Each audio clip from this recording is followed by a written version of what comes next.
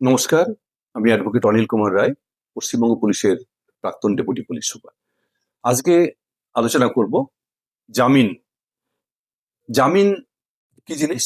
আমরা জানি যে কোনো ব্যক্তি গ্রেপ্তার হলে কিংবা কোনো ব্যক্তি যদি আদালতে আত্মসমর্পণ করেন কোনো অভিযোগের ভিত্তিতে, তাহলে আদালত বা পুলিশ তাকে মুক্ত করে দিতে পারেন কন্ডিশনে, তাকে তার পার্সোনাল বন্ড কিংবা অন্য কোনো সিওরিটি নিয়ে তাকে মুক্ত করে দিতে পারেন। এটাকে বেল বলা হয়, এটাকে রেগুলার বেল বলা হয়।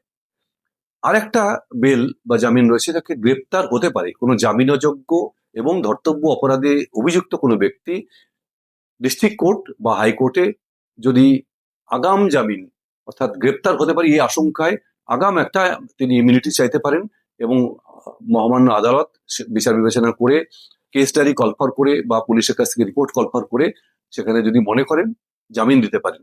এই ধরনের জামিনকে গ্রেপ্তার হওয়ার আগেই, গ্রেপ্তারের আশঙ্কায় জামিন দিতে পারেন, এই জামিনকে বলা হয় আগাম জামিন। কিন্তু মনে রাখতে হবে যে আগাম জামিনটা শুধুমাত্র ধর্তব্য এবং জামিন অযোগ্য অপরাধের ক্ষেত্রেই প্রযোজ্য।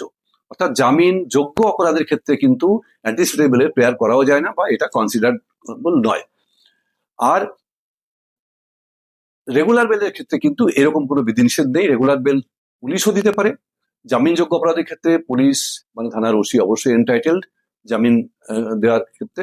আর আদালত, আপনি আদালতে আত্মসমর্পণ করছেন করে সঙ্গে সঙ্গে কিন্তু আপনার কাস্টডিতে নিয়ে সঙ্গে সঙ্গে বেল দিতে পারেন।